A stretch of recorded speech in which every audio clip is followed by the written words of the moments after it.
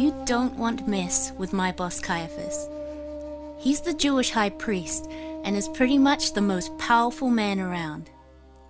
I was there the night he had Jesus arrested and brought in for questioning.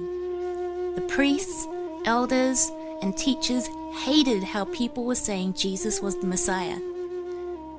I had heard what people said about him, but who knows, could just be hype.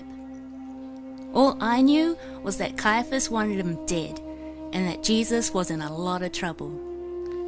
So I was surprised when I saw one of his followers in the courtyard that night. It was Peter. I'd seen him with Jesus in the temple the day before, and now here he was, warming himself by the fire. What was he doing here?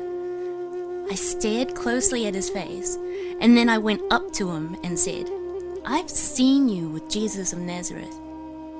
He looked surprised and looked around to see if anyone was listening. Then he kind of just mumbled, "I don't understand what you're talking about," and quickly moved away. Oh, just then I remember hearing the rooster crow. He was avoiding my question. Why? It didn't make sense and it annoyed me. I followed him and said loudly so that the others could hear, "This man is one of them. He's one of Jesus' disciples." This time, he spat out a passionate denial and stormed away. I knew he was lying.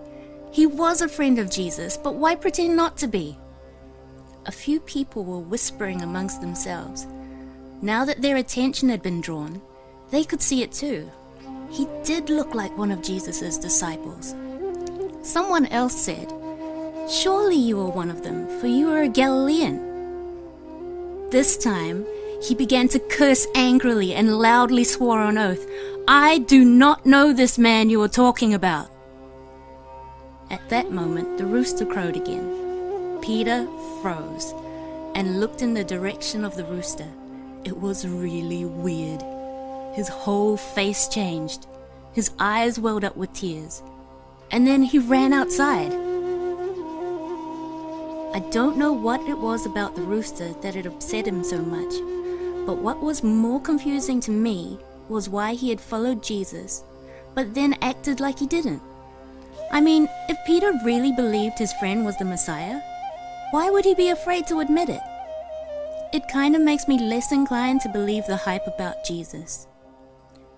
You can tell a lot from those closest to the source, I reckon.